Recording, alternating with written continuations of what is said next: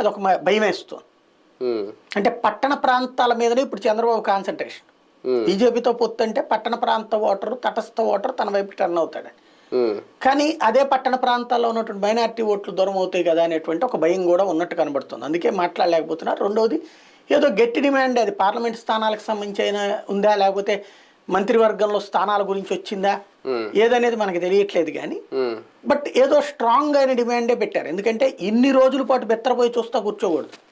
ఆయన అసలు బయటకు వచ్చి మీటింగ్లే కదలరా సభలు మానేశారు, అట్లాగే వీడియో కాన్ఫరెన్స్లు మానేశారు, టెలికాన్ఫరెన్స్లు మానేశారు, ప్రెస్ నోట్లు రిలీజ్ మానేశారు, మాక్సిమం చూస్తా కూర్చున్నారు. ఇంకోటి ఇంక్లూడింగ్ పవన్ కళ్యాణ్ తో కూడా మీటింగ్లు మానేశారు. పవన్ కళ్యాణ్ టూర్ కూడా క్యాన్సిల్ అయ్యి కూర్చుని ఉంది.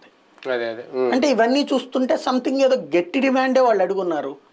అది మేబీ ఈ వీకెండ్ కి తేలుతుంది అనుకోండి. శని ఆదివారాల్లో భారతీయ జనతా పార్టీ జాతీయ కార్యవర్గ సమావేశాలు ఉన్నాయి, అక్కడన్నా తేల్చాలి, లేదా దాని తర్వాతన ఈ సంగతి తేల్చుకోవాలి. అంటే అక్కడికి వచ్చిన నాయకులతో కూర్చుని మాట్లాడాక ఈ సంగతి అనేది తేల్చుకోవాలి. ఒక గట్టి ప్రపోజల్, ఒక గట్టి డిమాండ్ తో బీజేపీ ఉంది కాబట్టి ఈయన ఎంత మౌనం వహిస్తున్నారు అనేది అయితే క్లియర్ గా అర్థం అవుతుంది. అది ఏంటనేది ఎవరో